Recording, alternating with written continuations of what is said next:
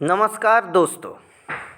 आज BSNL employees union जो है उसका वेबसाइट पे एक बहुत ही महत्वपूर्ण मुद्दा लेके बात छेड़ा गया है। वो क्या है? वो है killing workers right by abolition of existing 29 labour laws and implementing 4 labour codes. हम लोग सभी जानते हैं वर्तमान सरकार ने 4 लेबर कोड लाने का बात बोला है और यहाँ पे जो लेबर लॉज चल रहा था, 29 लेबर लॉ चल रहा था, उसको समेट के 4 लेबर कोड का आकार में दिया गया है।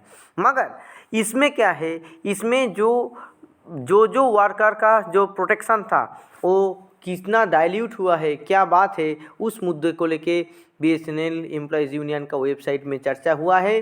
देखिए, हम लोग आर्टिकल की तरफ बढ़ते हैं।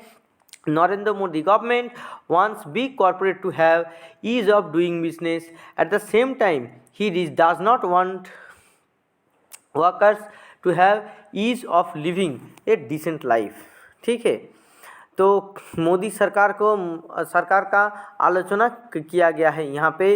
In the last 75 years after independence, the Indian working class has organized heroic struggle and made many sacrifices and has made the government implementing 29 labour laws.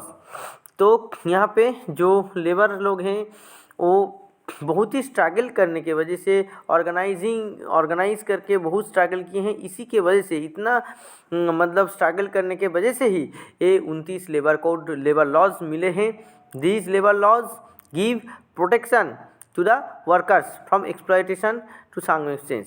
और यही जो 29 लेबर लॉ है, इसके वजह से जो पूंजीपतियों के द्वारा जो शोषण किया जाता है उससे थोड़ा बहुत राहत मिलता है।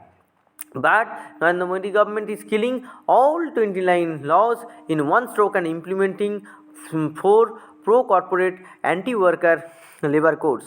तो मगर जो मोदी सरकार है, वो मोदी सरकार यही जो 29 लेबर लॉ है उसको एक ही झटके में ख़त्म कर रहे हैं और 4 प्रो कॉर्पोरेट एंटी वर्कर, ठीक है, जो 4 लेबर कोड वो थोप रहे हैं। BSNLU has already informed about the decision of joint platform of 10 central trade unions which decided to organize general strike against the implementation of 4 labor code। तो BSNLU already बोल दिए हैं, डिसाइड किए हैं कि जो 10 सेंट्रल ट्रेड यूनियन से उन्होंने जो एक हड़ताल करने का जो सिद्धांत लिया है उसका समर्थन करेंगे। The 10 central trade unions have taken decision because after implementation of 4 labor codes, the worker of the country will become slave of the big corporate। और ये जो 10 सेंट्रल ट्रेड यूनियंस ये सिद्धांत इसीलिए लिए हैं कि ये अगर 4 लेबर कोड इम्प्लीमेंट किया जाएगा तो पूंजीपतियों का गुलाम हो जाएगा ये जो वर्किंग क्लास है, जो श्रमजीवी मानुष है। There will be no right to form trade unions. Trade union form करने के लिए कोई भी अधिकार नहीं रहेगा। There will be no right for organising strike. तो हड़ताल करने का भी अधिकार छीन जाएगा। Working hours will be increase as per the will and pleasure of the corporate. तो जो वर्किंग आवर है, काम करने का जो समय है, वो बढ़ जाएगा जो पूंजीपतियों का इच्छा अनुरूप, जिसका हम लोग एक रिफ्लेक्शन देखते हैं कि जो इन्फोसिस का चेयरमैन है नारायण मूर्ति जी और जो एल&टी का चेयरमैन है एस.एन. सुब्रमण्यन, वो लोग कोई बोलते हैं 70 घंटा काम कीजिए हफ्ता में, कोई बोलते हैं 90 घंटा काम कीजिए। ऐसे ही रिफ्लेक्शन देखने को मिलता है। यही बात जो लेबर कोड है उसमें से आने का संभावना के बारे में यहाँ पे बोला जा रहा है। We have already seen the L&T chairman who said the workers should work 90 hours a week. The pressure of the system of the labor inspecting the factories to find out the working condition of the workers will be diluted। और यहाँ पे देखिए, जो एक inspection होता है जो worker का कंडीशन देखने के लिए कैसा परिस्थिति में काम कर रहा है उसका क्षमता को कम कर दिया जाएगा। The existing social securities which EPA PSI will be discontinued और डाइल्यूटेड। इसको ये जो EPA PSI हो इसको डाइल्यूट किया जाएगा, प्रोटेक्शन को कम किया जाएगा और डिसकंटिन्यू किया जाएगा। In short 4 labour codes are being introduced to enable the corporate to exploit the working ruthlessly. तो ये शोषण करने का एक मशीन बन रहा है। Comrade Hemlata, president CITU, written an article regarding the implementation of 4 labour code. We reproduce the article. देखिए एम्प्लॉयज़ यूनियन का वेबसाइट में जाके आप ये आर्टिकल भी पढ़ सकते हैं जो कॉमरेड हेमलता ने लिखा है।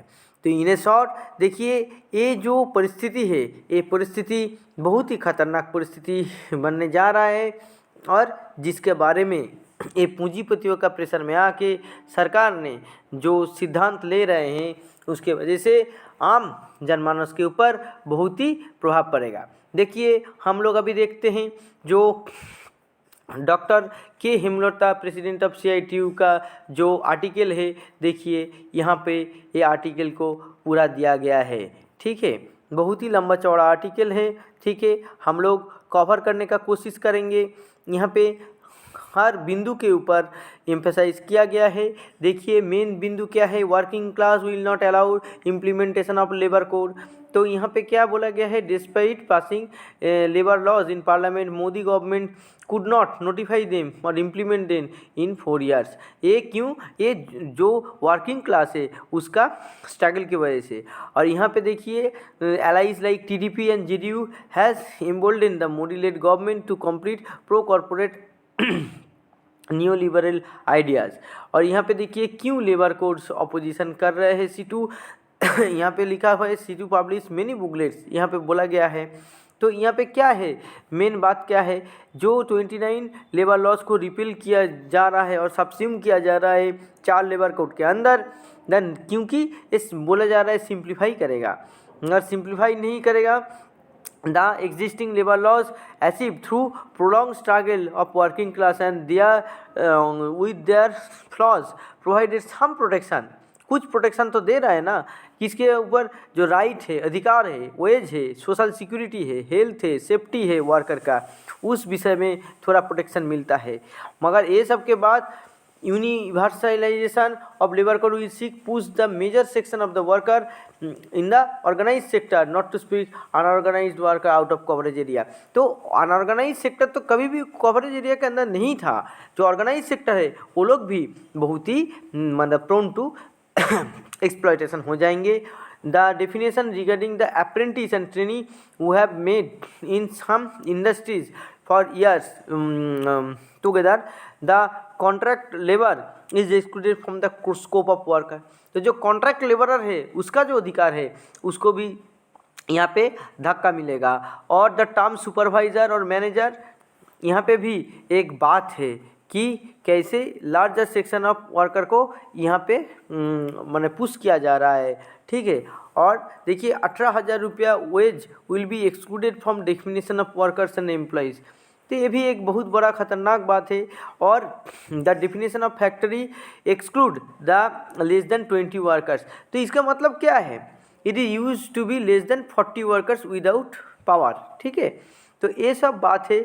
यहाँ पे सेफ्टी के ऊपर भी जो बात है, no safety officers in factory, जहाँ पे 500 के नीचे मजदूर काम करते हैं वहाँ पे सेफ्टी ऑफिसर का ज़रूरत नहीं है। तो क्या होगा अगर कुछ हो जाएगा, कोई वेलफेयर ऑफिसर नहीं जहाँ पे 250 से ज़्यादा 250 से कम काम करते हैं, कोई कैंटीन नहीं जहाँ पे 100 से कम काम करते हैं। ठीक है, तो ये जो सब बातें हैं ये सब वर्कर्स का जो हक है, जो प्रोटेक्शन है, जो सुविधा है उसको कम करने के लिए है। अब देखिए यहाँ पे और क्या क्या बोला गया है। The 15 Indian labour conference in 1957 reinforced by the Supreme Court judgment in Raptokos and Brett case in 1992, reinstated again about the 44th and 45 and 46th ILC माने इंटरनेशनल लेबर जो है, and recommended the parliamentary standing committee. Parliamentary standing committee के जो recommendation हैं उसका ये लोग विपरीत हैं। तो यही सब बात यहाँ पे चर्चा हुआ है। और देखिए यहाँ पे जो डीएम के गवर्नमेंट भी यहाँ पे कर रहे हैं। तो कोई भी गवर्नमेंट होता है वो पूंजीपतियों के द्वारा नियंत्रित होता है, इसी को यहाँ पे बोला गया है। आप लोग ये पढ़ सकते हैं। ऐसे ही वीडियो के लिए मेरा चैनल को सब्सक्राइब कीजिए। आज के लिए बस इतना ही, अभी इजाज़त दीजिए। नमस्कार।